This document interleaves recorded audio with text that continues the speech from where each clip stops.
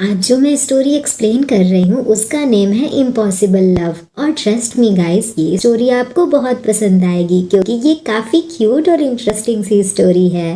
मिलिए हर्षी नियन से, जिसे हम पूरी स्टोरी में नियन कह के पुकारेंगे, और यही है हमारी इस स्टोरी का मेन लीड। साथ ही साथ इसका नेचर भी काफी केयरिंग और क्यूट है। और ये है शुंग शेंग हूँ, जो हमारी इस स्टोरी का मेन कैरेक्टर है। इसकी लाइफ में बहुत सारे राज हैं और बहुत गलत हुआ है इसके साथ, जो धीरे धीरे हमें पता चलेगा। इसे हम शुंग कह के पुकारेंगे पूरी स्टोरी में। तो चलो स्टोरी शुरू करते हैं। स्टोरी की स्टार्टिंग में हम रोड पे चलती एक कैब को देखते हैं, जिसके अंदर रेडियो पे कॉमर्शियल चल रहा था, जिसमें एक लेडी ये कंप्लेन कर रही थी कि मेरा हस्बैंड बेड में उतना अच्छा नहीं कर पा रहा है, जिसकी वजह से मेरा सेकंड चाइल्ड भी बॉर्न नहीं हो पा रहा। इस प्रॉब्लम को ट्रीट करने के लिए उस कॉमर्शियल में एक हर्बल मेडिसिन रिकमेंड की जा रही थी, जिसे सुन के कैब का ड्राइवर हंसते हुए इस कॉमर्शियल के बारे में अपने पैसेंजर से बातें करने लगता है कि कैसे ये कॉमर्शियल्स कितने ज्यादा स्क्रिप्टेड होते हैं। वो पैसेंजर और कोई नहीं बल्कि हमारा मेन कैरेक्टर शोंग था। कैब ड्राइवर उससे पूछता है कि बच्चे, क्या तुम यहाँ वैकेशन पे आए हो? शुंग हाँ बोलता है तो कैब ड्राइवर उसे ढेर सारी पॉपुलर प्लेसेस सजेस्ट करने लगता है, जिसे वो वैकेशन के टाइम पे एक्सप्लोर कर सकता था, और साथ ही उसे एक फेमस टी यूनिवर्सिटी के बारे में भी बताता है। पर इस ड्राइवर को कौन बताए गाइस कि हमारा शुंग इसी यूनिवर्सिटी में काम करने तो आया है। एक एरिया में बहुत ज्यादा ट्रैफिक होने की वजह से कैब को थोड़ी देर के लिए वहाँ रोकना पड़ता है। कैब ड्राइवर तो नॉन स्टॉप बातें करते ही जा रहा था, पर शुंग का ध्यान तो कहीं और ही था। शुंग देखता है कि कैब के बाहर एक व्हाइट कलर के बालों वाला लड़का है जो पैम्पलेट बांट रहा था।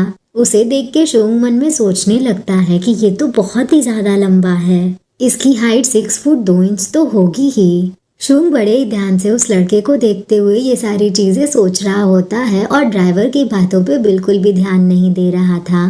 थोड़ी देर बाद हम देखते हैं कि ड्राइवर शुंग को उसकी डेस्टिनेशन पे पहुंचा देता है और वहां पे कैब रोकते हुए उससे कहता है, बच्चे हम पहुंच गए। बहुत देर से मेरे दिमाग में एक ही बात चल रही है कि मैंने तुम्हें कहीं देखा है, क्या तुम टीवी पे आ चुके हो? शुंग ड्राइवर से इस बारे में कोई भी बात नहीं करना चाहता था, इसीलिए वो साफ साफ इनकार करते हुए कहता है, नहीं, आपको शायद कोई गलत फहमी हुई है, मैंने आपको पैसे ट्रांसफर कर दिए हैं। ये कहने के बाद शुंग कैब के बाहर निकल जाता है।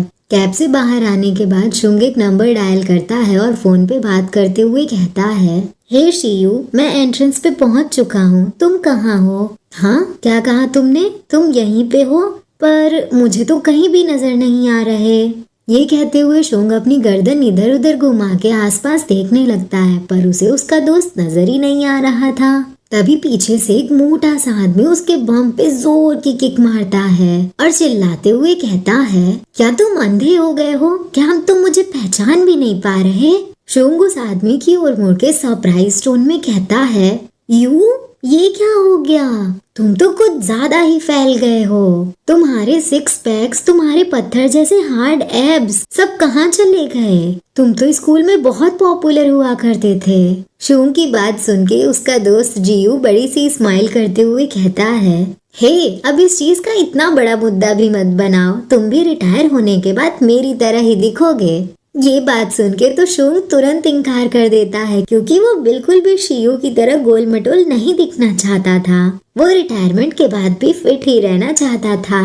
शियू शुंग के पेट को टच करते हुए उसकी अच्छी बॉडी और वेल डिफाइंड मसल्स की तारीफें करने लगता है। शियू को ऐसे टच करते हुए देख के शुंग उससे कहता है, हाँ ठीक है, बहुत अच्छी बॉडी है मेरी, पर अब मुझे छूना बंद करो। मैंने सुना था कि रिटायर होने के बाद तुमने एक कैफे खोला था, तो बताओ तुम्हारा बिजनेस कैसा चल रहा है?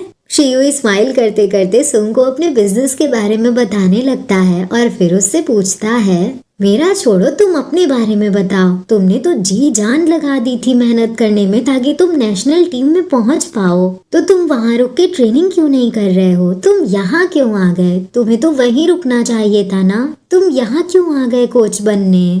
शियू का सवाल सुन के शुंग उस डोपिंग टेस्ट को याद करने लगता है जिसमें वो फेल कर गया था। और उसके पास्ट की पुरानी पुरानी दर्द भरी यादें सब कुछ उसे रिकॉल होने लगती हैं, जिसकी वजह से उसका चेहरा बहुत ही ज्यादा उदास हो जाता है। वो तो इतना ज्यादा सैड लग रहा था कि पूछो ही मत। पर वो अपनी इस सैडनेस को शियू को बिल्कुल भी नहीं दिखाना चाहता था, इसीलिए वो फेक स्माइल करते हुए शियू से कहता है, मैं यहाँ इसलिए आया क्योंकि मैं तुम्हें बहुत ज्यादा मिस कर रहा था। शियू को भी पता था कि सुंग झूठ बोल रहा है, उनकी फ्रेंडशिप इतनी ज्यादा गहरी भी नहीं है।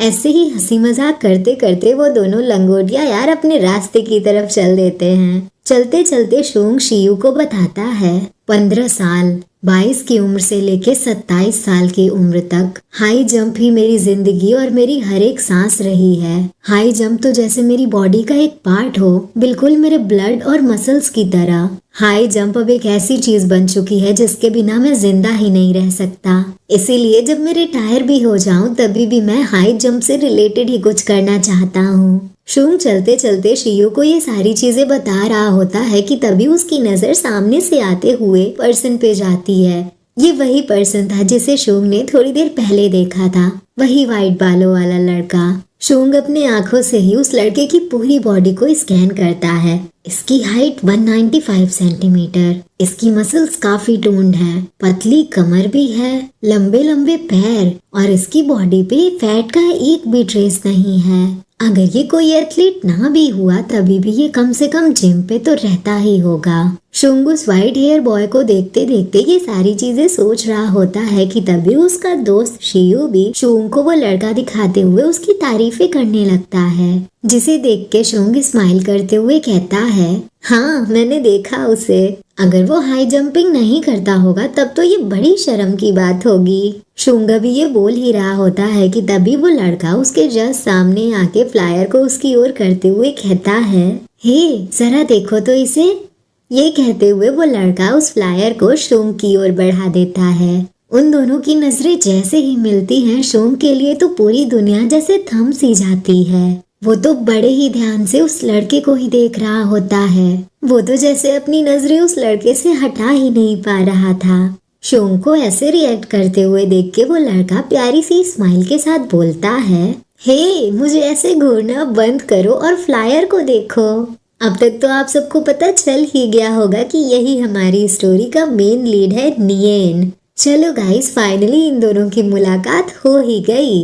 नियेन तो एक ही टाइम पे क्यूट और हैंडसम दोनों लग रहा है ना गाइस।